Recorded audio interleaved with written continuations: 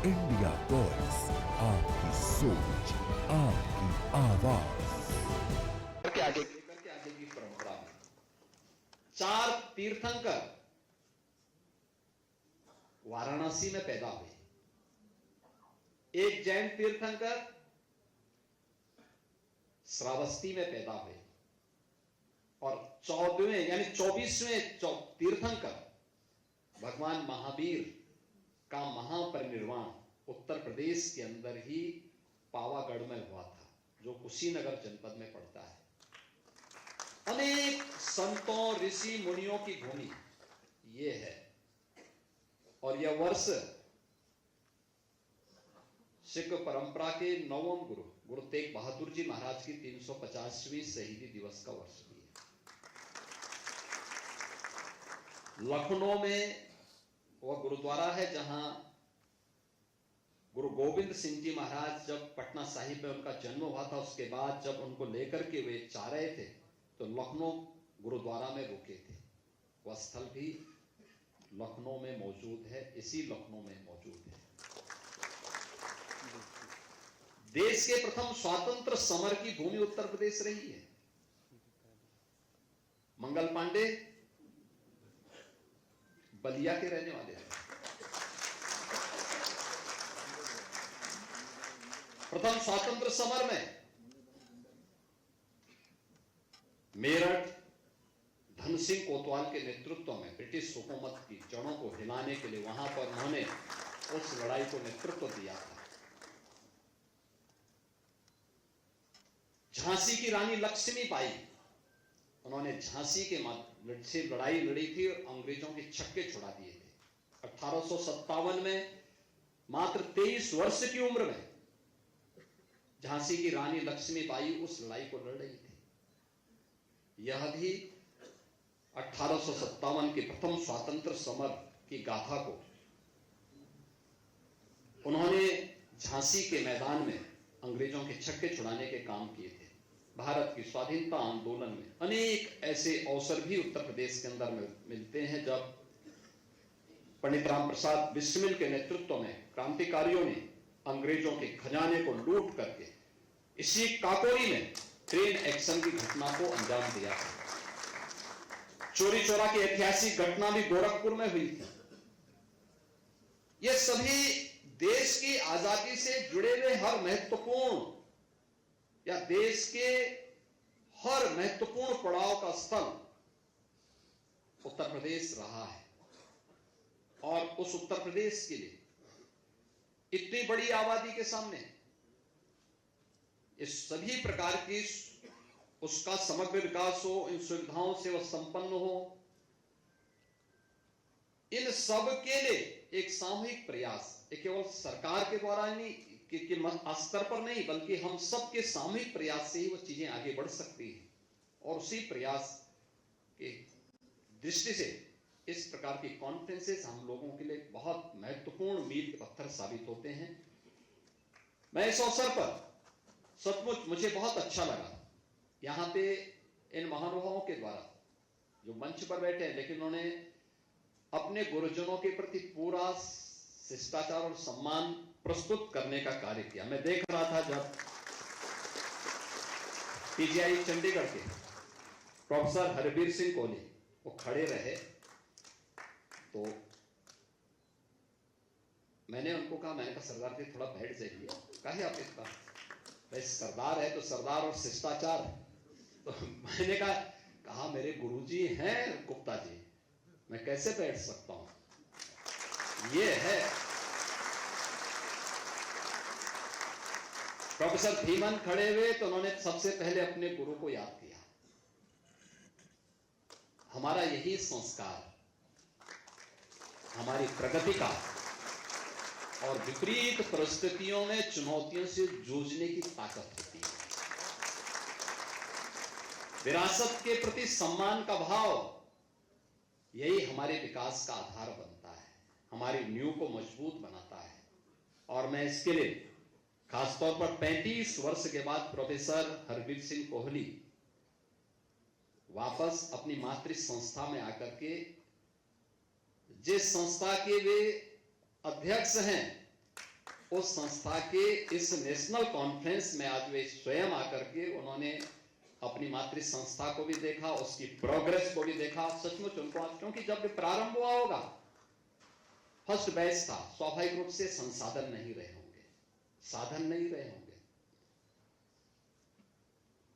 और पहले सरकारों के विजन का भी आधार नहीं था, लोग मानते भी नहीं थे।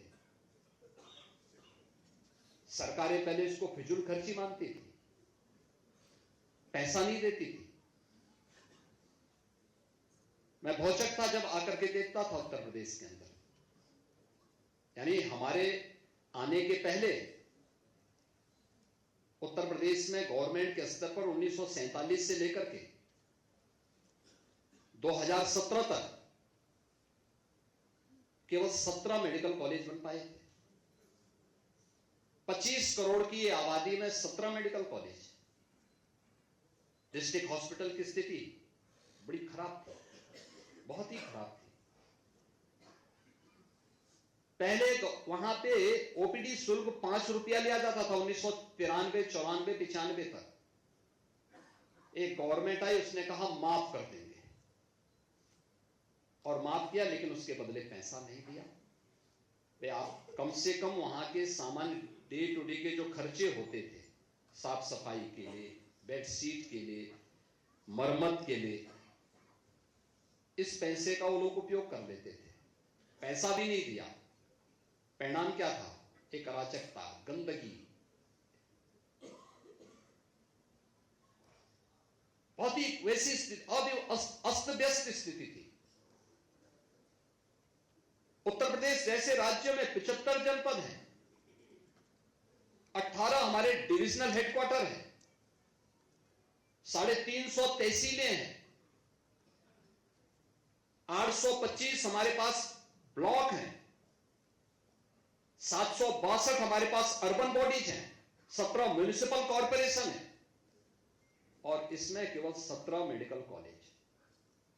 कैसे इतने बड़े प्रदेश को स्वास्थ्य की बेहतर सुविधा मिलती है? दूर की कौड़ी थी।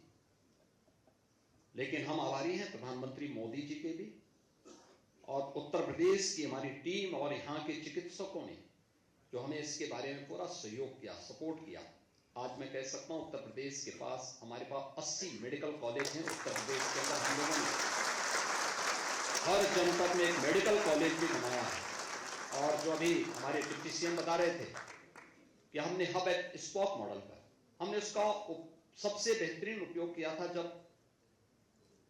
कोरोना कालखंड था। हमारे पास उस समय इतने योग्य चिकित्सक नहीं थे, एनेस्थेटिक नहीं थे, क्रिटिकल केयर के लिए वहां पर आईसीयू को संभालने वाले लोग नहीं थे। हमने कुछ मास्टर ट्रेनर यहां तैयार भी करवाए, उनकी ट्रेनिंग करवाई है सीपीजीआई, केजीएमयू, आरएमएल में। लेकिन हमने गवर्नमेंट के लिए एडवाइजरी बोर्ड के रूप में एक कमेटी प्रोफेसर धीमन के नेतृत्व में बनाई थी, और उस समय हम लोगों ने व्यवस्था बनाई थी कि लोग हमें सजेस्ट करें क्या हमें करना है। और उस समय हमने वर्चुअल आईसीयू प्रारंभ किया था। वर्चुअल आईसीयू, तीनों संस्थान अलग अलग मेडिकल कॉलेजेस में अलग अलग जिलों को इन्होंने जोड़ा। और मैं देखता था 1 घंटा इस समय देते थे और पूछते थे क्या समस्या है, पेशेंट की कोई समस्या है, और अगर कहीं पे कोई दिक्कत आ रही थी तो यहाँ की टीम वहां जाके वर्चुअल, वहां फिजिकली जाकर के उस समस्या का समाधान भी करती थी। टेली कंसल्टेशन कैसे होना चाहिए, कैसे हम टेक्नोलॉजी का उपयोग कर सकते हैं, ये बातें हम लोगों ने वहां पर उस समय देखी थी। आज उत्तर प्रदेश के अंदर इसको हमने तेजी के साथ आगे बढ़ाया है। दूसरा, उत्तर प्रदेश जैसे राज्य में आपने देखा होगा हमारे पास आयुष्मान भारत के 5.5 करोड़ तो गोल्डन कार्ड है जो हम लोगों ने गरीबों को दे रखे हैं।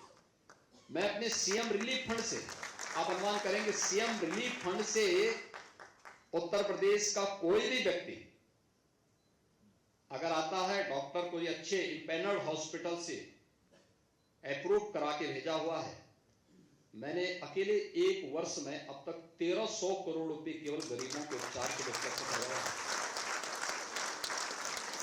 तो आता है उसकी जरूरत है, उसको मिलना चाहिए। स्वास्थ्य पर उसका अधिकार होना चाहिए, हर व्यक्ति का अधिकार होना चाहिए।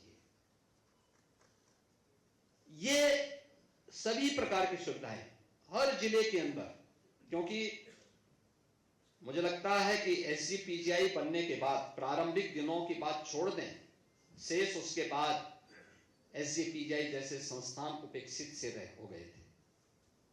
हम लोगों ने पिछले 8 वर्षों में यहां बुलाया, यहाँ पहले प्रोफेसर कपूर थे, उसके बाद प्रोफेसर धीमन आए। प्रोफेसर धीमन वर्तमान में कार्यरत हैं। हम लोगों ने कहा जो भी चाहिए अपना प्लान बना के पहले भेज दिया करिए, और जितना पैसा मांगा, हम पैसा देते हुए थकते नहीं, भले ये पैसा लेते हुए थक जाए।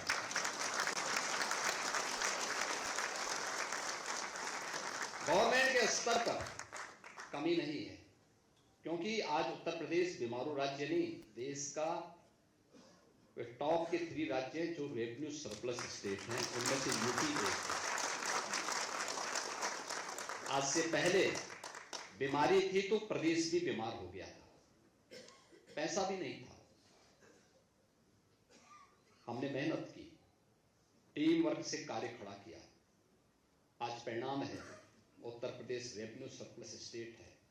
हमें कहीं से कर्ज लेने की आवश्यकता नहीं पड़ती। हर संस्था को, हर अच्छा इंफ्रास्ट्रक्चर को, सुरक्षा का एक बेहतर माहौल भी दिया। 17 के पहले तो यहां पे, आज मैं वही बोलता हूं, हमने 2 चीजें बहुत महत्वपूर्ण की। सुरक्षा के लिए हमने बेहतर माहौल दिया। जो पहले ही यूपी बदनाम होता था 1 डिस्ट्रिक्ट 1 माफिया के कारण, आज वो समाप्त है। आज माफिया मुक्त हो गया यूपी, दंगा मुक्त हो गया यूपी, गुंडा मुक्त हो गया है यूपी। अब यूपी में ऐसा कुछ नहीं होता। आज यूपी में 1 डिस्ट्रिक्ट 1 मेडिकल कॉलेज है। यूपी में 1 डिस्ट्रिक्ट 1 प्रोडक्ट है। हर डिस्ट्रिक्ट की अपनी यूनिक प्रोडक्ट है, और 1 डिस्ट्रिक्ट 1 प्रोडक्ट की स्कीम आप देखते होंगे। प्रधानमंत्री जी दुनिया के अंदर कहीं जाते हैं तो वह अपने उस परंपरागत उद्यमी के द्वारा, हमारे कारीगरों के द्वारा जो भी प्रोडक्ट बनाई जाती है, उस प्रोडक्ट को ही उन्हें गिफ्ट के रूप में दुनिया के राष्ट्राध्यक्षों को उपलब्ध करवाते हैं। कितने बड़े पैमाने पे आप देखते होंगे आज के दिन पे। यानी हम अकेले यूपी से एमएसएमई प्रोडक्ट के 2 लाख करोड़ रुपए के वार्षिक यहां से एक्सपोर्ट करवाते हैं यूपी से, अकेले यूपी से। तो जो राज्य 2 लाख करोड़ का केवल एमएसएमई एक्सपोर्ट करता होगा, वो कहां से बीमार रहेगा? उसकी सेहत तो अपने आप ही स्वस्थ ठीक हो जाएगी। लेकिन इसमें मुझे बहुत अच्छा लगता है, मेडिकल हेल्थ के लिए हर डिस्ट्रिक्ट में डायलिसिस की सुविधा हो। और मैं धन्यवाद दूंगा इसके लिए प्रोफेसर धीमन को, उनकी पूरी टीम को, प्रोफेसर नारायण प्रसाद जी को। जब भी कोई पेशेंट आता है, मैंने देखा है कॉन्फिडेंस के साथ लोग बोलते हैं ठीक हो जाएगा, हम ठीक करेंगे, हम इसका उपचार पूरी व्यवस्था करेंगे। मैं कोविड कालखंड में भी देखता था, क्योंकि नई बीमारी थी, हम लोगों के लिए एक नया एक्सपीरियंस था। इतना तेज संक्रमण है, कैसे होगा? ये लोग कहते हैं चिंता की बात नहीं, सब ठीक करेंगे। नोट बनाकर